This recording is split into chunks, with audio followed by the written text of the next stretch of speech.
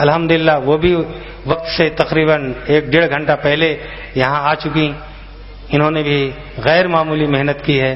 میں ان سب لوگوں کو خوش آمدید کہتا ہوں اور اللہ تعالیٰ سے دعا کرتا ہوں کہ ہمارا یہاں اکٹھا ہونا اس کے دین کی سربلندی کے لیے ہمارے لیے ایک حوصلے اور یہاں اس علاقے میں کام کرنے کے لیے سنگ میل ثابت ہو. بھائیو، یہ اجتماع انشاءاللہ تعالی اس پر کلیدی خطاب ہم محترم امیر جماعت سے سنیں گے. البتہ منتظمین اور پروگرام مرتب کرنے والوں نے اس میں کچھ گفتگو میرے ذمے بھی رکھی ہے. میں تو یہی مناسب سمجھتا تھا کہ اس وقت یہ کلمات جو بر وقت دل سے نکل رہے ہیں اللہ کے شکر کے، آپ حضرات کے استقبال کے، اسی پر گفتگو کروں. لیکن وقت کچھ اس طرح ترتیب دیا گیا تھا کہ کچھ باتیں میری طرف سے بھی آنی چاہیے. میں اس اہم عنوان پر جو آج کے اس اجتماع کا اور اجتماع کے تمام اجلاسوں میں انشاءاللہ کسی نہ کسی پہلو سے اسی پر لوگ اظہار خیال کریں گے. اسلام دین رحمت، یہ گویا کہ اہم اور مرکزی عنوان ہے ہمارے اس پروگرام کا، اور انشاءاللہ تعالی اس پر ہم محترم امیر جماعت کے ذریعے بہت ہی قیمتی باتیں ابھی آپ کے سامنے آئیں گی. چند گزارشات میں آپ کے سامنے رکھنے کی کوشش کر رہا ہوں. محترم حاضرین و حاضرات، ہم اس بات کو اچھی طرح جانتے ہیں ایک مسلمان کی حیثیت سے کہ یہ دین اللہ کی نعمت ہے، اللہ کی طرف سے رحمت ہے. اس رحمت کو، اور کتنی بڑی رحمت ہے،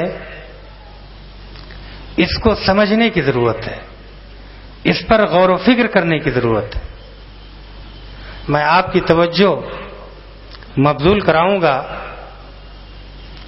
حضرت جعفر رضی اللہ تعالی عنہ کی اس تقریر کی طرف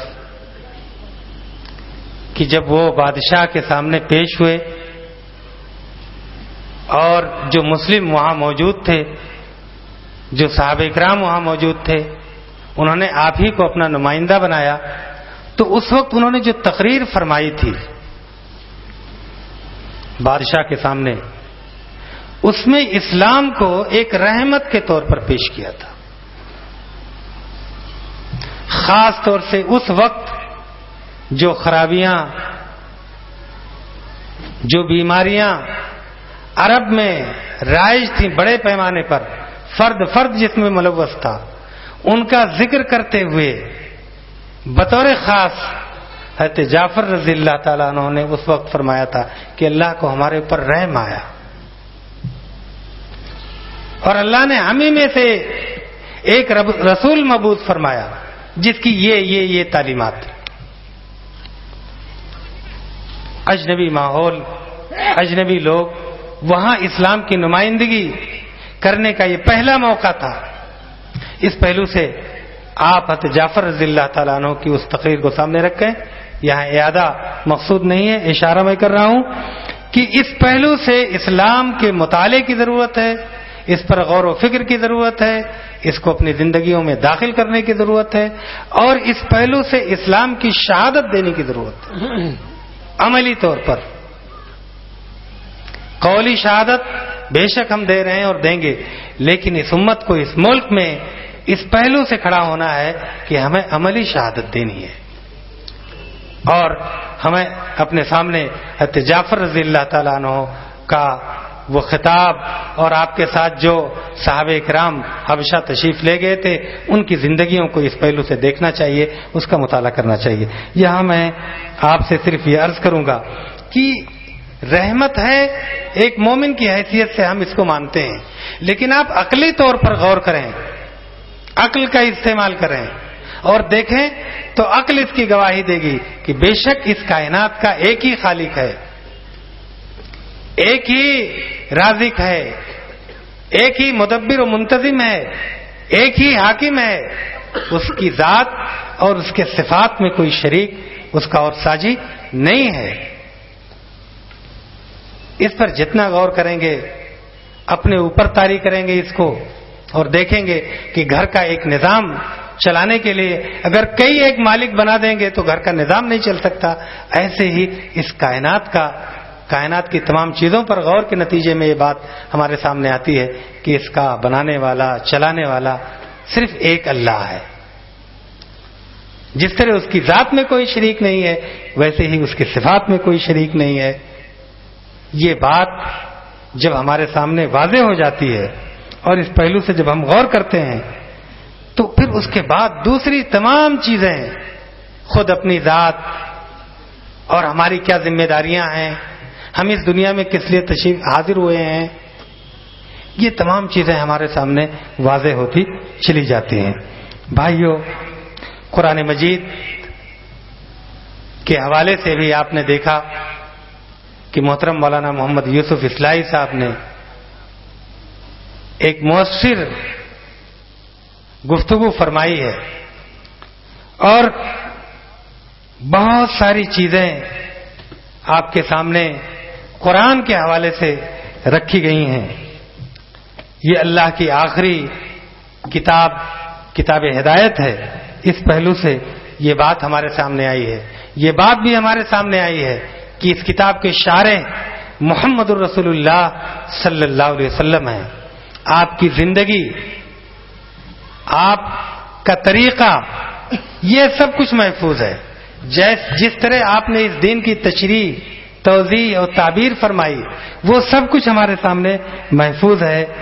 ایک بندے کی حیثیت سے اور ایک رسول کی حیثیت سے آپ کی زندگی کیسی تھی وہ پورا ریکارڈ ہے ہمارے پاس. جس طرح اللہ کی کتاب محفوظ ہے اور آپ نے سنا کہ اس میں کوئی تبدیلی کرنے والا تبدیلی نہیں کر سکتا ہے, ایسے ہی محمد الرسول اللہ صلی اللہ علیہ وسلم کی سنتیں, آپ کا طریقہ اور آپ کے اقوال بھی محفوظ ہیں. اور یہاں تک جن شخصیات نے اس میں رول ادا کیا, اپنی ذمہ داریوں کو نبھایا, ان کی بھی زندگیاں محفوظ ہو گئی ہیں. اسماء الرجال, فن اسماء الرجال, جو گویا کہ محمد الرسول اللہ صلی اللہ علیہ وسلم کے اقوال, آپ کے فرمودات کو جن لوگوں نے محفوظ کیا, اس محفوظ کرنے کی وجہ سے ان کی زندگیاں محفوظ ہو گئیں. یہ فن گویا کہ ایک نیا فن محمد الرسول اللہ صلی اللہ علیہ وسلم اور آپ کے رفقا کے بعد وجود میں آیا. تو بھائیو, محمد رسول اللہ صلی اللہ علیہ وسلم کی زندگی بھی محفوظ اور آپ جو کتاب لائے وہ بھی محفوظ. آپ قیامت تک کے لیے آخری رسول ہیں, آپ کے بعد کوئی رسول آنے والا نہیں ہے. یہ تمام چیزیں بتا رہی ہیں کہ یہ دین حق جو ہمارے پاس ہے یہ اللہ کی رحمت ہے. اور اس رحمت کی قدردانی یہ ہے کہ ہم گویا کہ قرآن کی قدر کریں, محمد الرسول اللہ صلی اللہ علیہ وسلم کی سنتوں کو دیکھیں, آپ کے عمل کو دیکھیں, آپ کی تشریحات کو دیکھیں, آپ نے جو تعبیر فرمائی ہے اسلام کی, جو توضیح فرمائی ہے اس کو دیکھیں اور اس پر غور فکر کریں اور دیکھیں کہ عقل کس طرح ان تمام چیزوں کی تائید کر رہی ہے ہماری. حضرات, گویا کہ یہ وہ اہم اور بنیادی چیزیں ہیں جو ہمارے عقل کے مطابق ہیں.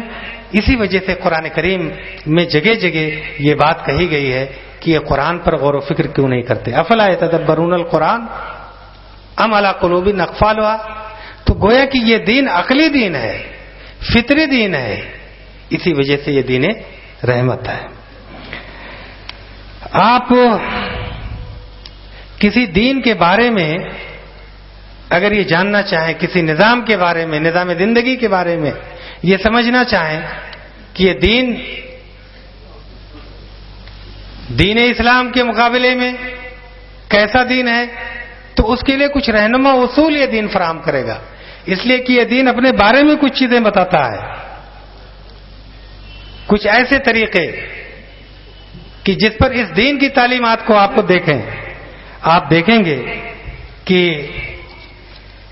قرآن کریم میں جتنی بھی باتیں آپ کو ملیں گی, غور و فکر کریں گے تو کوئی چیز عقل, علم, شائستگی اور تہذیب کے خلاف کوئی بات آپ کو نہیں ملے گی. ایک بنیادی بات جو آپ قرآن میں پائیں گے، اسلام میں پائیں گے، اس دین میں پائیں گے، کوئی چیز علم کے خلاف نہیں جائے گی، کوئی چیز عقل کے خلاف نہیں جائے گی، کوئی چیز یہاں تک کہ شائستگی اور تہذیب کے خلاف آپ کو اس دین میں، دین اسلام میں نہیں ملے گی۔